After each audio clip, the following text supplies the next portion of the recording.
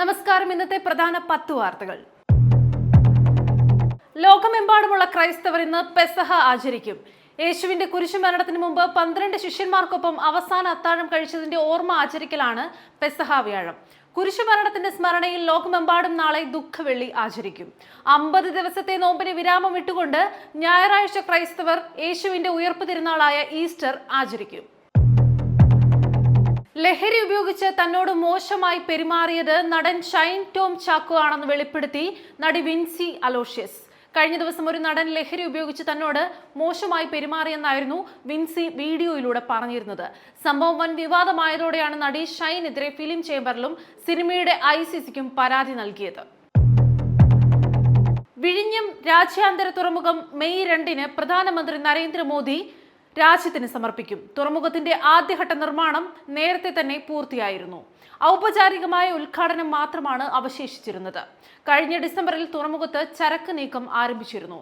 ലോകത്തെ ഏറ്റവും വലിയ ചരക്ക് കപ്പലായ MSC തുർക്കി കഴിഞ്ഞയാഴ്ചയാണ് വിഴിഞ്ഞത്തെത്തിയത്. പൂർണ്ണമായും ട്രാൻസ്ഷിപ്മെന്റ് തുറമുഖവുമായി രൂപകൽപ്പന ചെയ്ത രാജ്യത്തിന്റെ ആദ്യത്തെ തുറമുഖമാണ് വിഴിഞ്ഞം. വിദ്യാഭ്യാസ മന്ത്രി വി ശിവൻകുട്ടിയുടെ വിമർശനത്തിന് മറുപടിയുമായി NCERT രംഗത്ത്.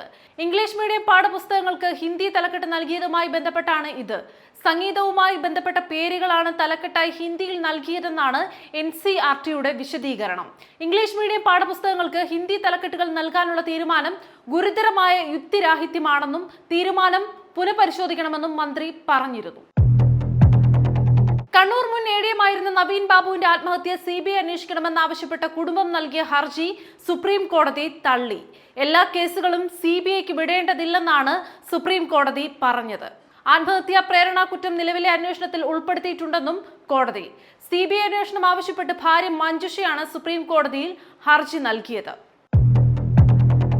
ബില്ലുകളിൽ തീരുമാനമെടുക്കാൻ രാഷ്ട്രപതിക്ക് സമയപരിധി നിശ്ചയിച്ച സുപ്രീം കോടതി വിധിയിൽ ആശങ്ക പ്രകടിപ്പിച്ച ഉപരാഷ്ട്രപതി ജഗദീപ് ധൻഖർ. ജഡ്ജിമാർ നിയമനിർമ്മാണം നടത്തി അത് നടപ്പിലാക്കുകയും സൂപ്പർ പാർലമെന്റായി പ്രവർത്തിക്കുകയും ചെയ്യുന്ന ഒരു ജനാധിപത്യത്തിനായി ഇന്ത്യക്ക് ഇതുവരെ വിലപേശേണ്ടി വന്നിട്ടില്ലെന്നും ഉപരാഷ്ട്രപതി. ഹാർവർഡ് സർവകലാശാലയ്ക്കെതിരെ കടുത്ത നടപടിയുമായി US പ്രസിഡന്റ് ഡൊണാൾഡ് ട്രംപ്. നയമാറ്റങ്ങളുമായി ബന്ധപ്പെട്ട നിർദ്ദേശങ്ങൾ പാലിച്ചില്ലെങ്കിൽ വിദേശ വിദ്യാർത്ഥികളെ പഠിപ്പിക്കാനുള്ള അനുമതി നിഷേധിക്കുമെന്ന് US ഹോംലാൻഡ് സെക്യൂരിറ്റി വകുപ്പ് ബുധനാഴ്ചയാണ് വ്യക്തമാക്കിയത്. അമേരിക്കയുടെ പകരച്ചുങ്ക പ്രഖ്യാപനത്തിന് ശേഷം ചൈനീസ് ഉൽപ്പന്നങ്ങൾക്ക് 245% ഇറക്കുമതി തീരുവ ചുമത്തുന്നുണ്ടെന്ന് വൈറ്റ് ഹൌസ്. നേരത്തെ 145% തീരുവ ചുമത്തിയിരുന്ന സ്ഥാനത്തു നിന്നാണ് ഇത്രയും വലിയ വർധനവ്. ഒറ്റയടിക്ക് തീരുവയിൽ സംഭവിച്ച 100% വർധനവ് രാജ്യാന്തര വ്യാപാര മേഖലയിൽ വലിയ ആശയക്കുഴപ്പങ്ങളാണ് സൃഷ്ടിച്ചിരിക്കുന്നത് എന്നാണ് വിലയിരുത്തലുകൾ. എൻഫോഴ്സ്മെന്റ് ഡയറക്ടറേറ്റിനെതിരായ പ്രതിഷേധത്തിൽ കോൺഗ്രസ് പ്രവർത്തക സമിതി അംഗം രമേശ് ചെന്നിത്തല അറസ്റ്റിൽ. മുംബൈയിൽ വെച്ച് നടന്ന പ്രതിഷേധത്തിലായിരുന്നു അറസ്റ്റ്. ഇദ്ദേഹത്തെ ദാദർ സ്റ്റേഷനിലേക്ക് മാറ്റി. മഹാരാഷ്ട്രയിലെ കോൺഗ്രസ് പ്രസിഡന്റ് അടക്കമുള്ള സംസ്ഥാന നേതാക്കളും അറസ്റ്റിലായതായാണ് വിവരം. നാഷണൽ ഹെറാൾഡ് കേസിലെ നടപടിക്കെതിരെയാണ് പ്രതിഷേധം സംഘടിപ്പിച്ചത്. പോലീസിനെ പേടിച്ച് ഹോട്ടലിൽ നിന്ന് ഇറങ്ങിയോടി ഷൈൻ ടോം ചാക്കോ. നടനായ ഷൈൻ ടോം ചാക്കോയുടെ മുറിയിൽ ലഹരി ഉപയോഗം നടക്കുന്നു എന്ന രഹസ്യ വിവരം ലഭിച്ചതിനെ തുടർന്നാണ് ഡാൻസ് ഓഫ് സംഘം കൊച്ചിയിലെ സ്വകാര്യ ഹോട്ടലിൽ എത്തിയത്. പോലീസ് സംഘം പരിശോധനയ്ക്കെത്തുന്നു എന്ന വിവരം അറിഞ്ഞതോടെയാണ് ഷൈൻ ഹോട്ടൽ മുറിയിൽ നിന്നും ഇറങ്ങി ഓടി രക്ഷപ്പെട്ടത്.